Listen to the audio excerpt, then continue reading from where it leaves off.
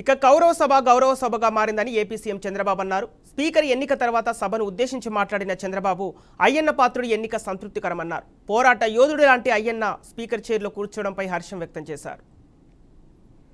ఇది గౌరవ సభ కాదు, మీరు నాకు మైక్ కూడా ఇవ్వడం లేదు.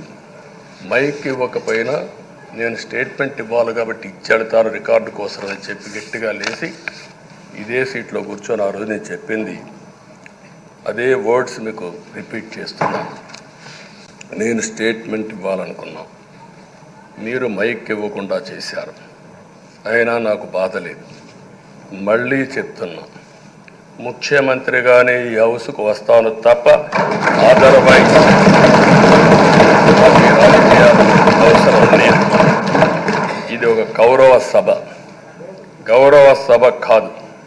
ఇలాంటి గౌరవ సభలో నేనుండనని మరొక్కసారి చెప్తూ మీకు నమస్కారం.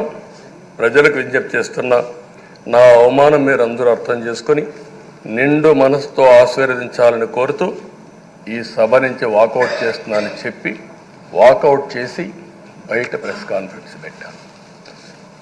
పవిత్రమైన శాసనసభను గత ప్రభుత్వం ఒక వికృతమైన పోకడలు, నీచ రాజకీయాలు, వ్యక్తిత్వ హననానికి ఒక వేదికగా చేశారు. ఇదే అసెంబ్లీలో దూషణలు, బూతులు, విక్కరింతలు, కక్ష సాధింపులు, మైకు లేకుండా పోవడం ఒకటి కాదు, చాలా సమస్యలు వచ్చాయి. అదే సమయంలో ఫస్ట్ టైం వచ్చిన ఎమ్మెల్యే బాధ్యతారాహిత్యంగా 6-7 సార్లు గెలిచిన ఎమ్మెల్యేని విక్కరించడం, బూతులు తిట్టడం, చాలా వల్గర్గా ప్రవర్తించే పరిస్థితికి వచ్చారు. ఆ రోజు ప్రభుత్వం యొక్క వైఫల్యాల్ని క్వశ్చన్ చేస్తే వాళ్ళపైన సభలోనే దాడి చేయడం, నీచంగా మాట్లాడడం, వాళ్ళ మనోభావాలు దెబ్బతీయడం, ఇవన్నీ చేసే పరిస్థితికి వచ్చారు. పవన్ కళ్యాణ్ గారిని అసెంబ్లీ గేటు కూడా తాకనీయం అని పెద్ద పెద్ద డైలాగులు చెప్పారు.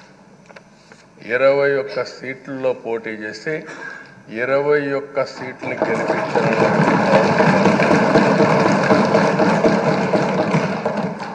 వైనాట్ 175 అని చెప్పి 11 కూడా తెచ్చుకోలేని నాయకత్వం. అంటే ఏ విధంగా మాట్లాడారు అనేదానికి ఇది ఒక ఉదాహరణ. ఆ రోజు పవన్ కళ్యాణ్ గారు చాలాసార్లు, నేను కూడా అన్నాను, బయట చాలామంది అభినందించారు. ఎక్కడ తగ్గాలో తగ్గడం, ఎక్కడ గెలవాలనో గెలవడం నేర్చిన వ్యక్తి పవన్ కళ్యాణ్ గారు. ఎప్పుడూ పడనటువంటి ఇబ్బందులు గత 5 సంవత్సరాలు పడ్డాడు. మామూలుగా కూడా కాదు, తన ఇంట్లోకి 100 మంది పోలీసులు పంపించారు, గోడలు పగలగొట్టారు, రాత్రిపూట భయంకరమైన వాతావరణాన్ని క్రియేట్ చేశారు.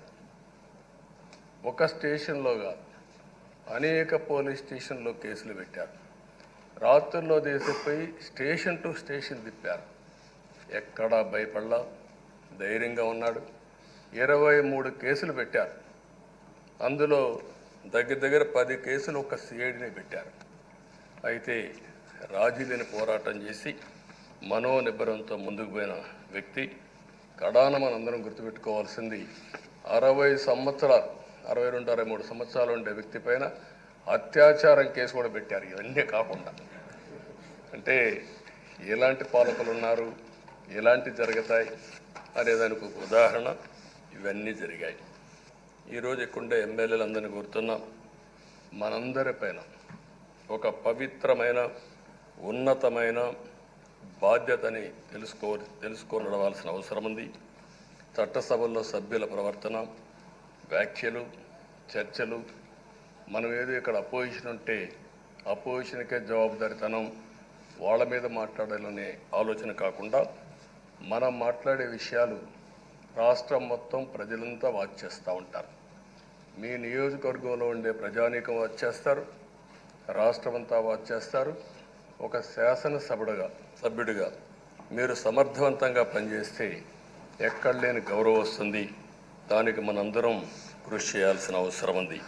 జీవితంలో ఎప్పుడూ చూడని సభ మొన్న జరిగిన సభ 15వ శాసనసభ. కానీ ఇప్పుడు నేను కోరుకునేది మీ దగ్గర నుంచి అది ఒక చెడు సభ కింద, ఒక కౌరవ సభ కింద మనం భావించాం. కానీ